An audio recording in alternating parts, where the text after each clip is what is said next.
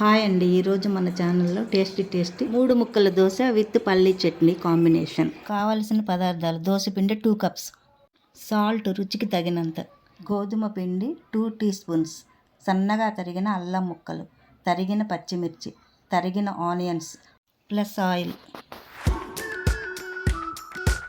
ముందుగా దోశ పిండిలో 2 టీ స్పూన్ల గోధుమ పిండిని వేసి ఉండలు లేకుండా కలుపుకోండి.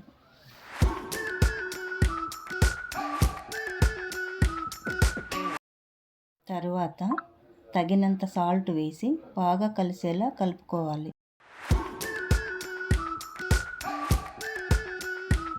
స్టవ్ వెలిగించి దోశ ప్యాన్ పెట్టుకోండి. ప్యాన్ హీట్ ఎక్కిన తర్వాత ఆనియన్తో ప్యాన్ని రబ్ చేసుకోండి.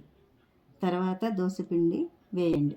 ఆయిల్ వేసి దోశను మరొక వైపుకి తిప్పుకోండి. ఇప్పుడు సన్నగా తరిగిన ఉల్లిపాయ ముక్కలు, పచ్చిమిర్చి, అల్లం ముక్కలు వేసుకొని ఫోల్డ్ చేసుకొని సర్వింగ్ ప్లేట్లోకి తీసుకోండి. ఇదే విధముగా మనకు కావలసిన దోశలన్నీ వేసేసుకోండి.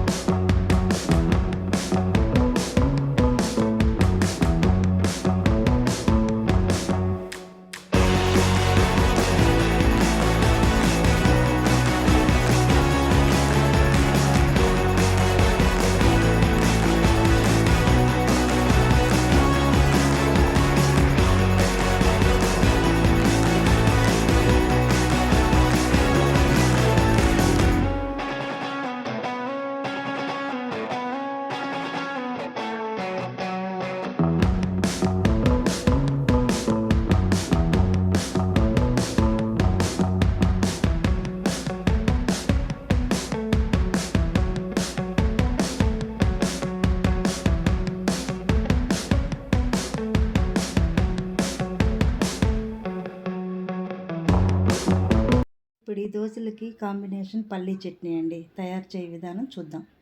కావలసిన పదార్థాలు: పల్లీలు అరకప్పు, పచ్చి కొబ్బరి ముక్కలు, పచ్చిమిర్చి 5 నుంచి 6, కొత్తిమీర 1/4 కప్పు, సాల్ట్ రుచికి తగినంత, కరివేపాకు 2 రెమ్మలు, పోపు దినుసులు, ఆయిల్. స్టవ్ వెలిగించి కడాయి పెట్టుకొని 1 టేబుల్ స్పూన్ ఆయిల్ వేసి ఆయిల్ హీట్ అయిన తర్వాత పల్లీలు వేసి పచ్చిమిర్చి కూడా వేయండి. 2 ఫ్రై అయిన తర్వాత కొత్తిమీర, కొబ్బరి వేయండి. ఇందులోనే 1 రెమ్మ చింతపండు వేయండి. మొత్తం అన్నీ కలిసేలా కలపండి. ఇవన్నీ మంచిగా ఫ్రై అయిన తర్వాత చల్లారనించి జార్లోకి తీసుకోండి. రుచికి తగినంత సాల్ట్ వేయండి. మెత్తగా మిక్సీ పట్టుకోండి.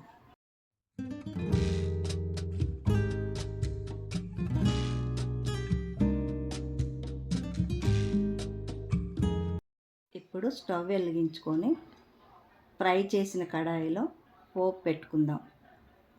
1 టేబుల్ స్పూన్ ఆయిల్ వేసి పోపు దినుసులు వేసి తరువాత ఎండుమిర్చి, కరివేపాకు వేసి ఫ్రై అయిన తర్వాత చట్నీలో కలిపేసుకోండి.